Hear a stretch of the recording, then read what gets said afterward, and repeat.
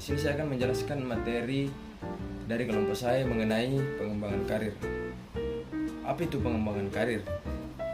Pengembangan karir adalah proses yang sistematis dan berkelanjutan untuk membantu individu dalam merencanakan, mengelola, dan mencapai tujuan karirnya. Proses ini biasanya melibatkan peningkatan pengetahuan, keterampilan, dan pengalaman untuk mendukung pertumbuhan profesional seseorang dalam jangka panjang. Adapun tujuan pengembangan karir, ini ada 5. Saya sebutkan satu-satu. Yang pertama itu membantu individu mencapai potensi maksimalnya. Yang kedua, meningkatkan produktivitas dan kepuasan kerja. Yang ketiga, menyesuaikan kemampuan dengan kebutuhan organisasi atau dunia kerja.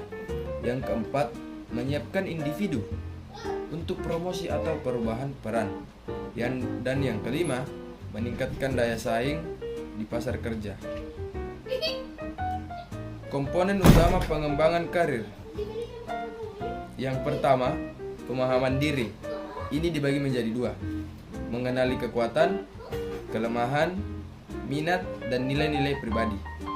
Dan yang kedua itu dapat dilakukan melalui refleksi diri atau alat bantu seperti tes psikologi. Ada juga perencanaan karir. Ini dibagi juga menjadi 2, menentukan tujuan karir jangka pendek dan panjang. Yang kedua, membuat rencana aksi atau career plan untuk mencapainya. Ada juga peningkatan keterampilan. Nah, ini juga dibagi menjadi 2. Mengembangkan hard skill, misalnya kemampuan teknis, dan soft skill seperti komunikasi, kerja tim, serta kepemimpinan. Dan adapun manajemen kinerja dan evaluasi, ini juga dibagi menjadi 2. Yang pertama, melakukan evaluasi berkala terhadap kemajuan karir.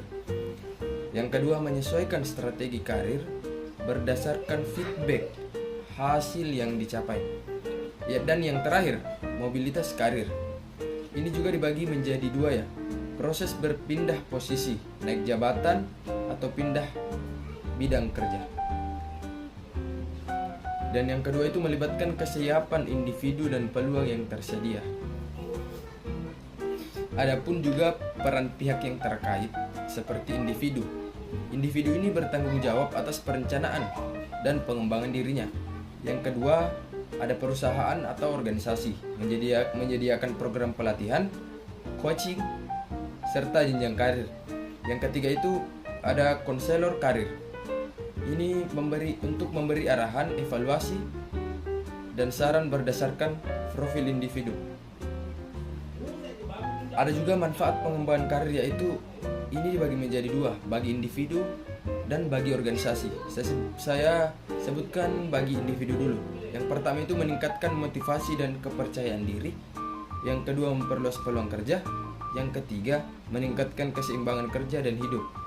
Adapun juga bagi organisasi, meningkatkan loyalitas dan produktivitas karyawan, menyiapkan pemimpin masa depan, serta mengurangi turnover karyawan.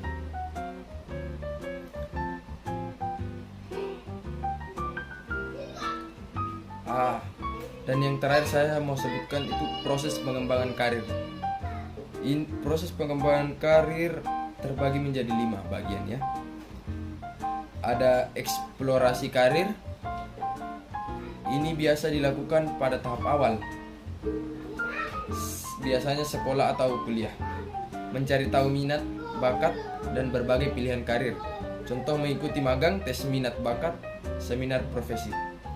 Ada juga penetapan tujuan karir.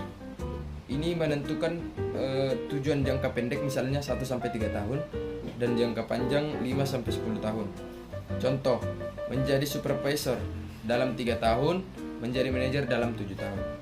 Yang ketiga ada pengembangan kompetensi. Ini meliputi peningkatan hard skill dan soft skill. Hard skills misalnya analisis data, akuntansi, pemrograman. Dan yang soft skill ini misalnya komunikasi, negosiasi, serta kerja tim. Yang keempat, pengambilan keputusan karir. Ini menentukan langkah-langkah berdasarkan informasi dan peluang. Bisa meliputi promosi, pindah bidang, melanjutkan studi atau membuka usaha sendiri. Dan yang terakhir, evaluasi dan penyesuaian. Ini menilai hasil dari strategi yang dijalankan. Jika belum sesuai harapan, dilakukan perbaikan rencana atau peningkatan kemampuan. Mungkin cukup itu penjelasan dari saya.